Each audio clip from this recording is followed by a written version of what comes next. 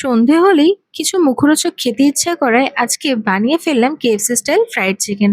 প্রথমেই পরিমাণ মতন চিকেন নিয়ে তার মধ্যে আদা রসুন কাঁচা লঙ্কা বাটা, গোলমরিচ গুঁড়ো, শুকনো লঙ্কার গুঁড়ো, গরম মশলা, পেরি পেরি মশলা, লবণ আর সামান্য সয়া সস দিয়ে ভালো করে চিকেনটার সাথে মিশিয়ে ওভারনাইট ফ্রিজ করার জন্য রেখে দিলাম। পরের দিন দই আর ডিম ভালো করে ফেটিয়ে নিয়ে তার মধ্যে জল আর গোলমরিচ গুঁড়ো দিয়ে ভালো করে একটা পাতলা মিশ্রণ তৈরি করে নিলাম। তারপরে বানালাম একটা শুকনো কোটিং, যার মধ্যে দিয়েছিলাম ময়দা আর কর্নফ্লাওয়ার। ময়দা যদি 3 কাপ হয়, কর্নফ্লাওয়ার হবে 1 কাপ। তার মধ্যে দিয়েছিলাম গোলমরিচ গুঁড়ো, শুকনো লঙ্কার গুঁড়ো, পেরি পেরি মশলা আর সামান্য লবণ। সবকটা মিশ্রণ একসাথে মিশিয়ে একটা শুকনো কোটিং রেডি করে নিলাম। এরপরেই ম্যারিনেট করা চিকেনগুলোকে একবার শুকনো কোটিংয়ে ভালো করে মাখিয়ে নিয়ে পাতলা ব্যাটারে চুবিয়ে আবার একবার শুকনো কোটিং করে এক জায়গায় একটা প্লেটে রেখে দিলাম।